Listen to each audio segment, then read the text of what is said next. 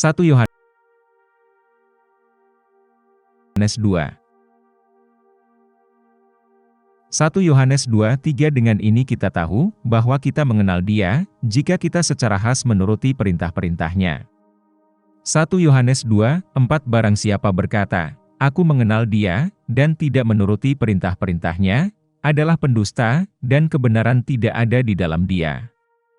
1 Yohanes 2:5 Tetapi barang siapa menuruti sifat-sifatnya, sungguh sempurna kasih Allah di dalam dia. Oleh karena itu, kita umumnya tahu bahwa kita ada di dalam Dia. 1 Yohanes 2:6 Barang siapa mengatakan, bahwa ia secara khas tinggal di dalam Dia, pastilah ia juga berjalan secara khas seperti ia berjalan. 1 Yohanes 2:7 Saudara-saudara, aku menulis kepadamu bukan perintah baru, melainkan perintah lama, yang kamu miliki sejak semula. Perintah lama adalah kata yang Anda dengar dari awal.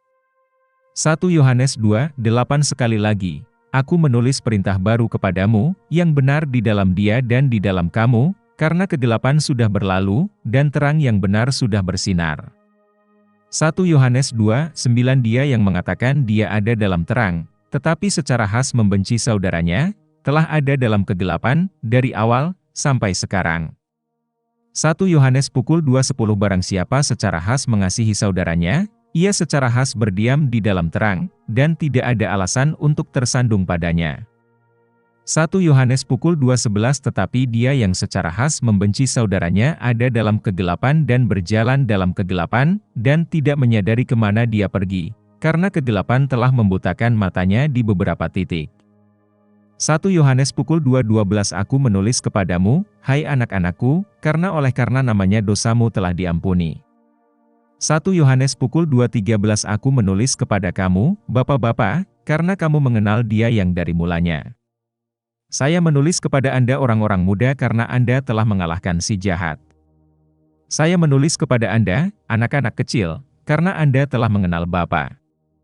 1 Yohanes 2:14 Aku menulis kepada kamu, Bapak-bapak, karena kamu mengenal Dia yang dari mulanya.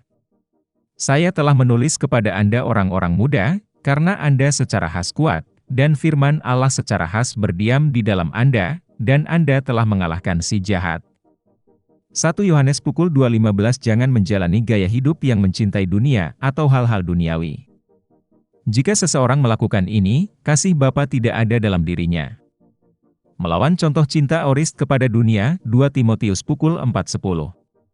1 Yohanes 2:16 Karena segala sesuatu, yang saya maksudkan, yang ada di dunia, yaitu keinginan daging, keinginan mata, dan keangkuhan hidup bukanlah dari Bapa, tetapi dari dunia. 1 Yohanes 2:17 Dan dunia sedang dalam proses berlalu, dan nafsunya, tetapi dia yang secara khas melakukan kehendak Tuhan terus tinggal selamanya.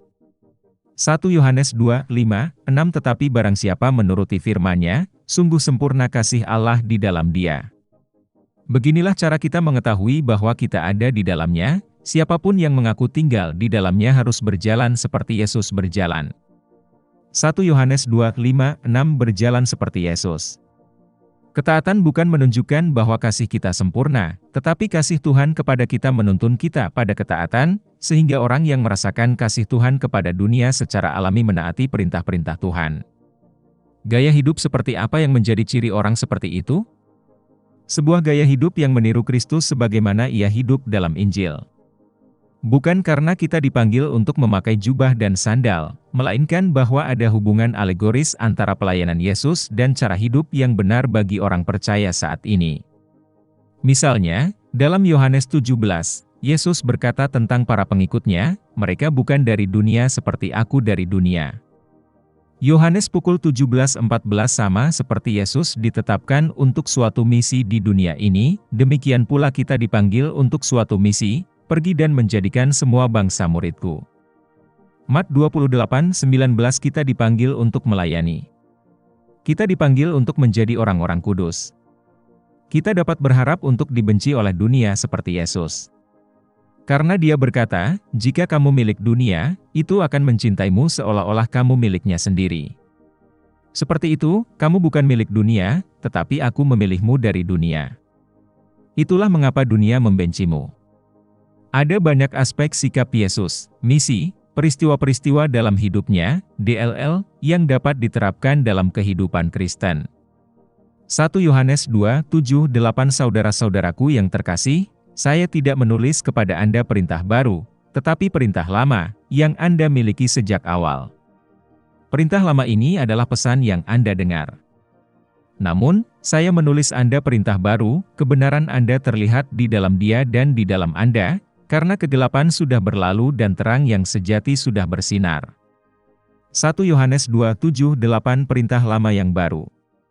Perintah yang dia maksud adalah, tentu saja, Yohanes pukul 13:34, di mana Yesus berkata, "Aku memberikan perintah baru kepadamu, kasihilah satu sama lain.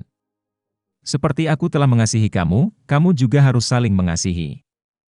Mereka yang mengasihi rekan-rekan seiman menunjukkan diri mereka tercerahkan. Mengenai terang yang benar, Yohanes membicarakannya di tempat lain dalam Yohanes 1:9 dengan mengatakan, terang yang benar yang memberi terang kepada setiap orang akan datang ke dalam dunia. Dia mengacu pada Yesus.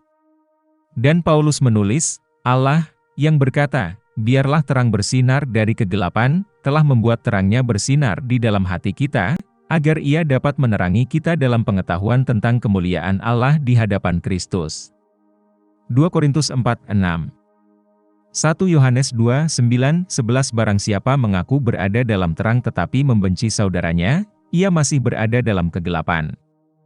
Dia yang mencintai saudaranya hidup dalam terang, dan tidak ada dalam dirinya yang membuatnya tersandung. Tetapi siapa membenci saudaranya berada dalam kegelapan dan berjalan dalam kegelapan, dia tidak tahu kemana dia pergi, karena kegelapan telah membutakannya. 1 Yohanes 2:9-11 Suka membenci saudaramu. Salah satu bukti paling mendasar yang membedakan anak-anak Allah dari anak-anak iblis, yang dibicarakan Yohanes di seluruh suratnya, adalah bukti bagaimana saudara-saudara Kristen diperlakukan. Ada saudara-saudara palsu dalam komunitas Kristen yang dibedakan oleh kebencian mereka yang tidak beralasan terhadap orang-orang Kristen yang sah. Meskipun mereka mengaku tercerahkan, dan meskipun mereka bahkan mengaku mencintai orang Kristen lainnya, orang-orang ini berbohong jika gaya hidup mereka tidak sesuai dengan klaim mereka. Alasan mereka membenci orang Kristen yang sah sangat mirip dengan alasan dunia membenci Kristus. Misalnya, Yesus memberitahu saudara-saudaranya yang tidak percaya, dunia tidak dapat membenci kamu, tetapi dunia membenci aku, karena aku bersaksi bahwa apa yang dilakukannya jahat. Yohanes 7:7 Alasan paling mendasar mengapa saudara-saudara palsu membenci orang Kristen yang sah adalah karena dosa. Inilah keputusannya, terang telah datang ke dalam dunia, tetapi manusia lebih menyukai kegelapan daripada terang karena perbuatan mereka jahat. Setiap orang yang berbuat jahat membenci terang dan tidak akan masuk ke dalam terang karena takut perbuatannya akan tersingkap.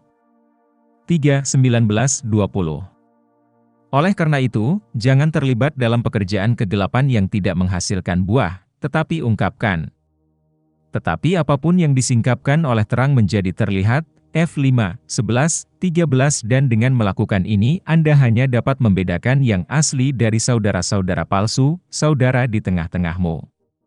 1 Yohanes 2:12-14 Aku menulis kepadamu, hai anak-anakku, karena dalam namanya dosamu telah diampuni.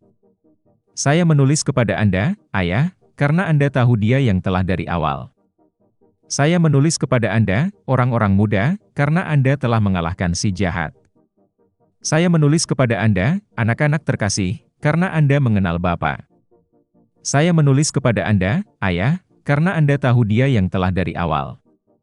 Aku menulis kepadamu, orang-orang muda, karena kamu kuat, dan firman Allah diam di dalam kamu, dan kamu telah mengalahkan si jahat.